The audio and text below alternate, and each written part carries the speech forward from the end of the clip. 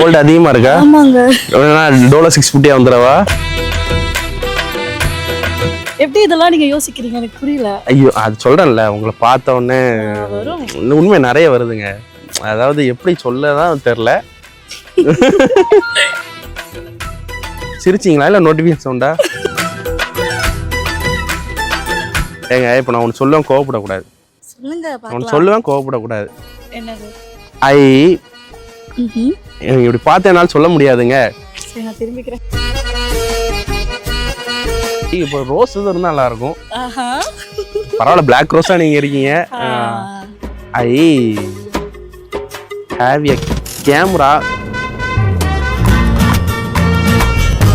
நீங்க இவ்வளவு நேரம் பிராங்க் பண்ணிருக்கீங்க. பிராங்கே கிடையாது.